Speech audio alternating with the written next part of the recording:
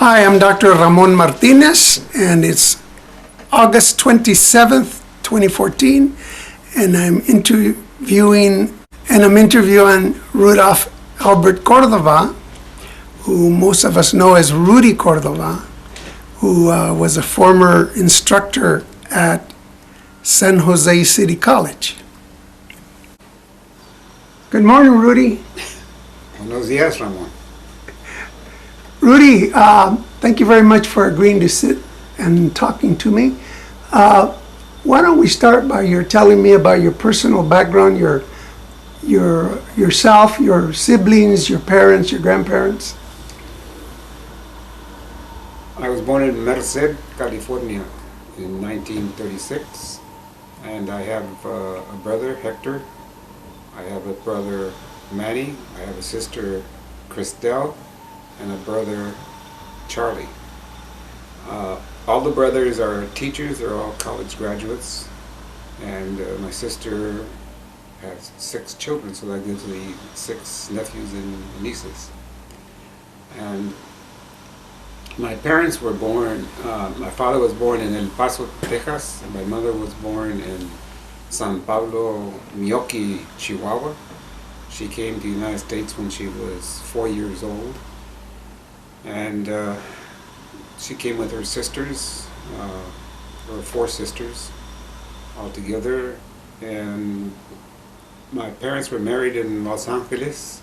When they came to Merced, and that's where I was born. I went to school at the elementary level for kindergarten. The war started. My father had to go to El Paso, so I went to El Paso and finished kindergarten there. But then they didn't take him in the draft, so we came back to Los Angeles. Then we came back to Merced, and I was in the 1st grade. But I didn't make it because I had been moving around too much. So in elementary school, I did a lot of stuff with announcing. I became the announcer for the school plays and programs and that sort of thing. And I also ran the maypole every May Day. I was in charge of the maypole. I went to Hoover Intermediate School or Middle School the first year that it was opened in Merced. I was the editor of the school paper, which was the Hooverette. I went to, from there went to Merced High School, and I did well academically. I was getting ready for college. Actually, I started in auto shop and metal shop and wood shop and chop shop. In other words, that's what I had put down. But when I got to high school, I had a bunch of academic programs, algebra and English, college prep sort of thing. So that surprised me. It sort of threw me off for a little while, but I did okay. And then I became captain of the football team. I was the president of the Junior Kiwanis Club. I was a California Cadet Commander for the ROTC. I was on the football team, played a little bit of baseball. And then when I was ready to graduate, I asked my counselor, who was a friend of my father, what I should do. And he said, "Oh, you should be an engineer because they make a lot of money." So I went to San Jose State and started in engineering, but I really didn't know what I was doing. And pretty soon I found that, I was doing okay, but I wasn't that interested. So I switched to Spanish. I became a Spanish major overnight, because I went to registration. The head of the Spanish department asked me a couple of questions in Spanish, and he said, "Okay, you're in the advanced courses of Spanish." So I eventually got a master's in Spanish from San Jose State. My first teaching job was in Oakland, California, at Castlemont High School. Then I went from there to Fremont Unified School District in the city of Fremont. And I taught Spanish, then I became department chair. Actually, they didn't call you department chair, they called you a director of instruction, which nobody knew what that was.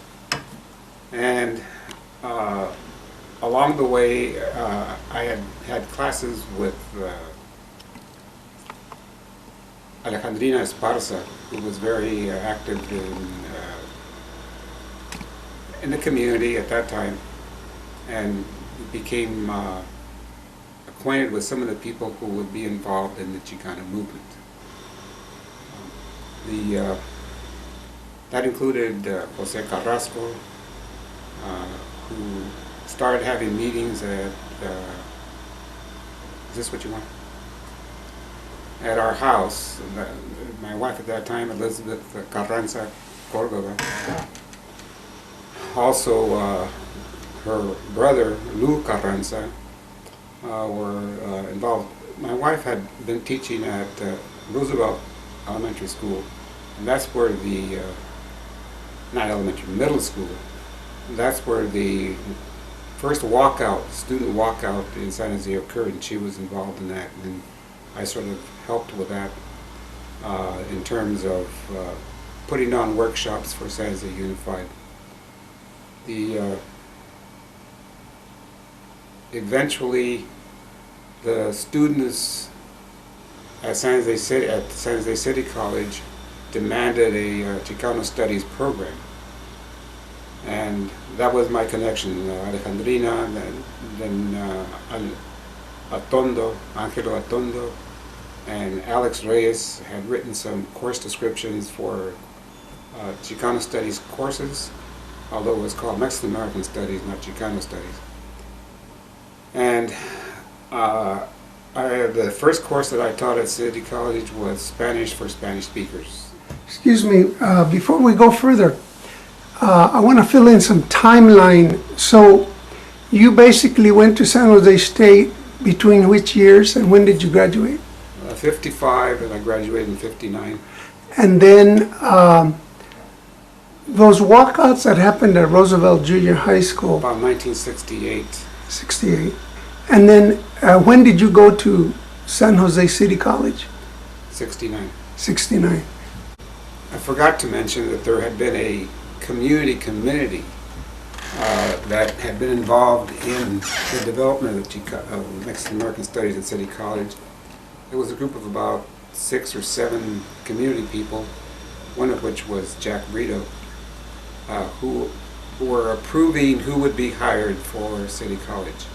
Who were some of the other members of that community committee? I'm trying to remember. I can remember Jack Brito. I don't know if Sophie was, I know she had been involved. I don't know if she was on the committee or not. That's Sofia Mendoza? Sofia Mendoza. Okay. Anyway, go ahead. So as department chair, then I was in charge of recruiting a staff for the Chicano Studies department. So we needed a social studies teacher, or Chicano Studies, or Mexican American Social Studies teacher, and we needed a history teacher, and we needed an English teacher, and we needed a speech teacher. So we started advertising for those positions, and Concha Barrozi Saucedo became the social studies teacher, the Mexican American culture teacher. Gabe Cordoba, not related to me, became the English instructor, and we could not find a speech teacher, so I became the speech teacher. I went to San Jose State and got a minor in speech and started teaching public speaking for Mexican Americans.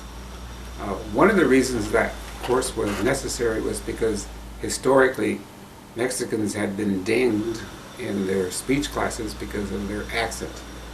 Although French accents and German accents were acceptable, Spanish accents were not. If you remember, my name, Jose Jimenez, was sort of a joke to have a Spanish accent, or comical, put it that way. So I developed the course for public speaking for Mexican Americans. So I was teaching Spanish for Spanish speakers and public speaking for Mexican Americans. Then, as time went on, Evergreen opened up. In the meanwhile, Concha Saucedo had left to go to Berkeley to teach, and eventually she wound up in San Francisco in a community organization. But so we had to replace her, so we hired Dave Gutierrez. And then Gabe Cordoba left, so we replaced him with Richard Regua. And eventually, about the same year, Mauro Chavez came on because we needed more courses in the social science area, Mexican American social science area, especially in the cultural aspect. And then Evergreen opened up, and so I was the only one left at City College, so I had to rehire again persons. So we got Alfred Arteaga and Leo Chavez. Leo Chavez, as you may well know, became chancellor of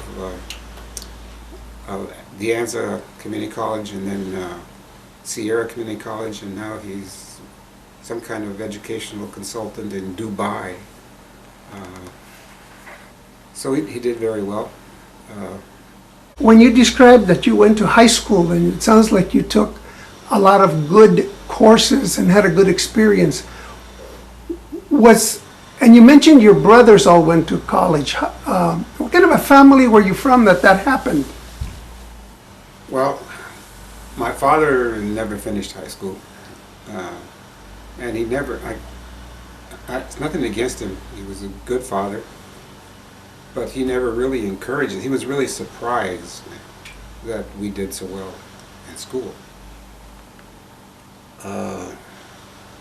I know when I was a senior class president, the night we graduated was the first time he showed up to see me, because I gave the farewell speech, if you want to put it that way. And he said, well, pack up, we're going home, we're going to go to work. That's what we did. His main thrust was work. He was a painting contractor, and he was very proud. I guess that emphasis on doing a good job carried over into school. So I did work hard. I was not I never sloughed off. I always did my work. I always did well. And I found that it came easy. School came easy. And I can say that it's pretty much the same for my brothers. Hector is, he's got his doctorate. He's very bright and very articulate. And he went to Campbell High School, the same high school that Maria, my wife, went to. Manny also did well. He was very much community oriented. He worked in the Peace Corps. And came back and became a high school counselor, and as I said, the courses that he taught, Spanish included. And my brother Charlie was the playboy of the family, but he did well also in school, and became eventually a book salesman, or educational book salesman for educational publishers, many different publishers, and he did well selling books to high schools and elementary schools throughout the southwestern states. But he never married, and my brother Manny never married. And so we have 2 married brothers and 1 married sister. And I can't explain why the 2 brothers didn't get married. I guess they're wiser than the rest of us. So, and then you said you went to high school, and you had signed up for auto type shops, but you ended up in academic courses. Do you know what might have happened at the high school? No, it was, Hello? no, at the middle school, Hello? Oh, in middle school. yes. Hoover Middle School in Merced. I can't think of who would have changed my course of study. Mhm. I just wondered when I got to school, high school why I was doing that, but I went ahead and did it anyway. So Do you have any particular teachers you remember from junior high? from junior high, not really, but from high school, yes. I thought my high school education was exceptional.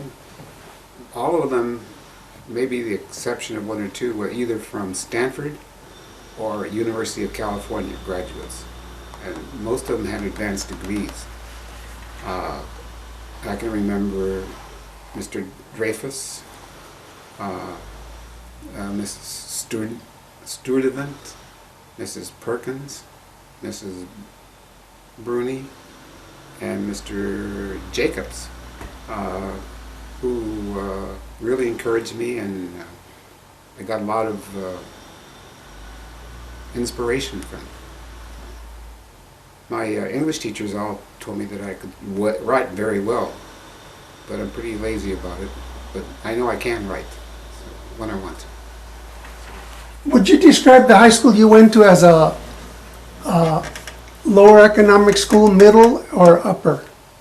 It was a mix. It was the only high school in town. So you had the south side, or actually it's the west side and the east side, mixed in the same school. So my friends were from the lower income on one side and from the upper income from the other side. So I had both friends. I went to school with the lower income. I walked to school or drove to school with them. And then when I got into the classes, I mingled more with the upper income students. So I got exposure to both. I was aware of both. What were your favorite subjects? One time geometry, English, and history. Yes. You were talking about the faculty that you brought together at San Jose City College. What do you recall about their background or where they came from? Okay, let me start with Leo Chavez. Well, I know he was from El Paso, Texas, and then he graduated from the University of Michigan.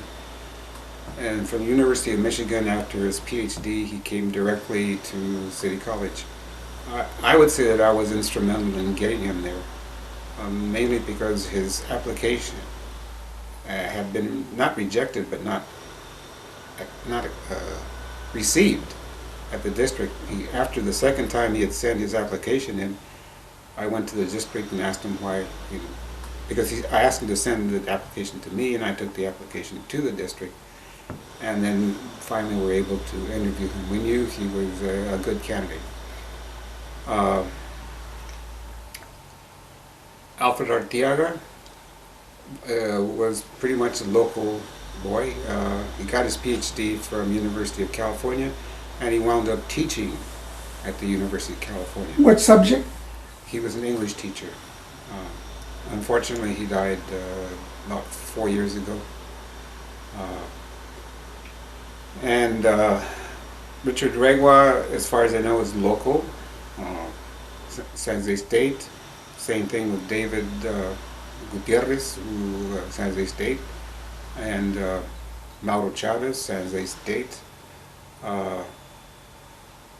Gabe Cordoba was from El Paso, went to the State Department, and then he came to San Jose City College. Concha Barrozi Saucedo, as far as I know, is local and San Jose State student. Trying to think if I'm missing, probably am missing somebody. You said that at the beginning, Guadalupe Esparza was already at City College? Oh yeah, Alejandrina. Alejandrina. Esparza, yes. Say her name again. Alejandrina Esparza. I had classes with her at San Jose State, So that's how I knew her. And then through her, I was introduced to some of the people who became involved in formulating the walkout at Roosevelt Junior High School, and some of the people who were involved in La Raza movement. And she had organized a student group at City College called La Raza Unida. No, it was called Somos Raza. Somos Raza.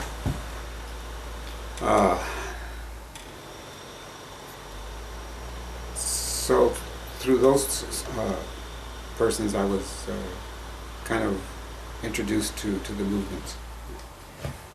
Speaking of the walkout at Roosevelt Junior High School, did that occur after the Los Angeles walkout we all hear That was about? before. It occurred before, yes. Besides the basic Chicano studies courses, which was Chicano or Mexican American culture, Mexican American sociology, speech for Mexican Americans, Spanish for Mexican Americans, history for Mexican Americans. I also started a program in bilingual education. At the time I was doing graduate work at Stanford in bilingual education, and we started a teacher paraprofessional program.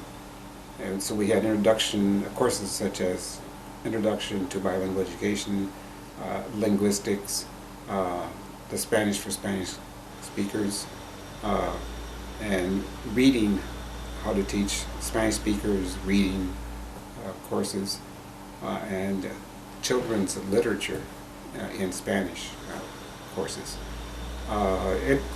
It was a grant, a federal grant. It lasted about four or 5 years, and we put some students through. During which years? I'm trying to remember.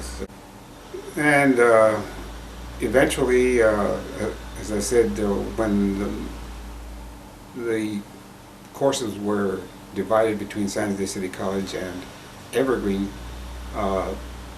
Evergreen did pretty much some of the same things with the same staff, although they also added Arturo Villarreal over there, and Nanette Regua, and Regua's over there. I don't know who else they have at Evergreen now, but they were sort of mirror images for a while, courses.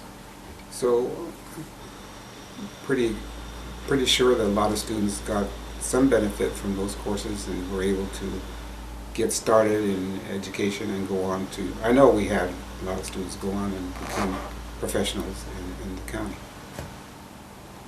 So tell me about the students that came to you. What were they like? What are some of the names of students that went on to other things? Okay, Jesus. Yeah, I'll try. Or just, were they basically students from With me, any particular part of San Jose, or? East Side, most of them. Okay. I never did ask them. Well, you made assumptions. Well, it was Rudy Madrid and Sonny Madrid were two that I can remember very vaguely, vividly. Geez. What were the challenges? Did they all come ready to learn? No, I think Were they well prepared? what they came with was enthusiasm. They saw a light, that Chicano staff was willing and able to work with them, to give them a break, and to not sympathize, but to understand their condition in terms of education, the things that they needed. I'm sure that was true for all the staff. I wouldn't say that we had a high rate of failure, but we encouraged them to do it the best they could, and provide sort of a platform to build their education upon. In other words, a lot of them were used to failure, And so if you give them a little encouragement and give them some good grades, and with that, let them go on to the next level, you know, they knew what was involved in becoming successful.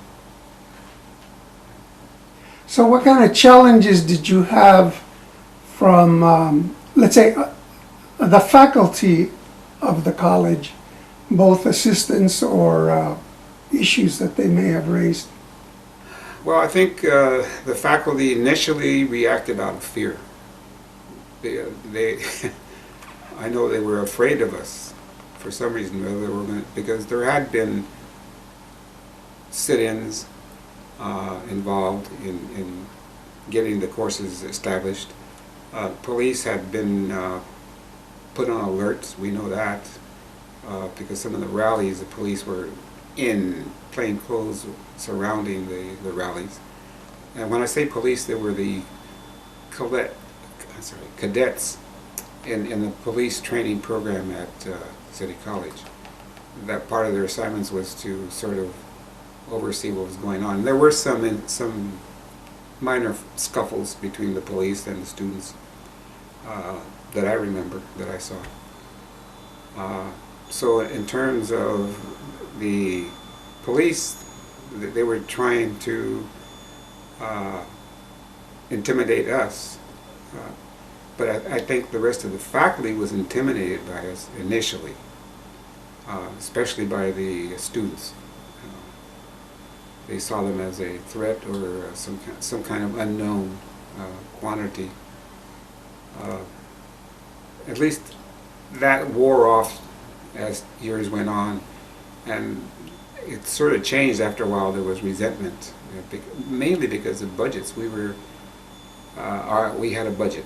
The Mexican American Studies program or department, we were a department, did have a budget, and that budget cut into some of the other programs. Like we cut into the English, we cut into the history, we cut into the speech.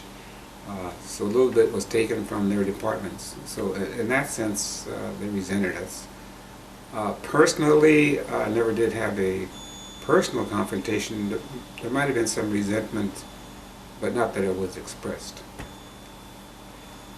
Who are some of the other faculty members that you may recall that were at City, or administrators that were there? Well, there were, in terms of positive reinforcement, Either positively or negatively. I would say a person such as Ann Heffley was very, very supportive. She was an English teacher. She was with us all the way, and she eventually became a friend of mine. And then on the other side, we had administrators such as Otto Remick, who was one of the persons who probably initially feared us, and resented us. I know I had a small confrontation with him over student athletes. The college was recruiting athletes from Alabama and Georgia for football, but they weren't doing anything for Chicano students. You know, they were getting stipends to help them, and they were being recruited. And I said, well, what's happened to the Chicanos around here, the Mexican Americans? Why don't they get baseball grants or something? So we went around on that one for a little bit. Dr. Gerald Strelitz was, he was vice president at that time, and I thought he was kind of supportive, but not completely supportive. His mindset was the budget. But I think he sympathized with us, but he also had to toe the line in terms of the economics of the situation. Also, he was a little bit rigid on some of the people that we selected to become instructors. He made sure that all the qualifications were there, or he tried to anyway. We snuck one or two part-timers in, but But overall, I'd say he was sympathetic. In terms of the history department, it was Ray Eschker. He was sympathetic, but a couple of the art department people weren't. Although Luis Gutierrez, who was not part of the Chicano Studies department, but he came in at the same time to become an art instructor. But he probably came in because of the movement, because of the push to get more Mexican Americans. So, but of course, he was sympathetic to us and very helpful. Some more staff. Let's go. Was there a Latino president of the school during your tenure there? Yes, Murguia. Ted Murguia, yes. Yes. He was there for about 4 or 5 years during my tenure. Of course, he was sympathetic to us. But the faculty resented him. He was pretty much forced out because of faculty pressure, different issues that came up. So eventually he did leave. Of course, eventually we did get, well, not in my tenure, not while I was there, we did get the district chancellor, district superintendent, Rita Cepeda, but I wasn't there when she came in. Regarding the Roosevelt walkout, one of the other persons involved was Consuelo Rodriguez. I mentioned already Jose Carrasco, my wife, Elizabeth Carranza Cordoba, and Ortiz. Last name was Ortiz. First name was... He or she? He. Marcos? Marcos Ortiz, yes. Well, was Marcos a teacher Yes. at the school? Yes. Regarding the Roosevelt walkout, one of the other persons involved was Consuelo Rodriguez. I mentioned already Jose Carrasco, my wife, Elizabeth Carranza Cordoba, and Ortiz. Last name was Ortiz. First name was... He or she? He. Marcos? Marcos Ortiz, yes. Well, was Marcos a teacher Yes. at the school? Yes.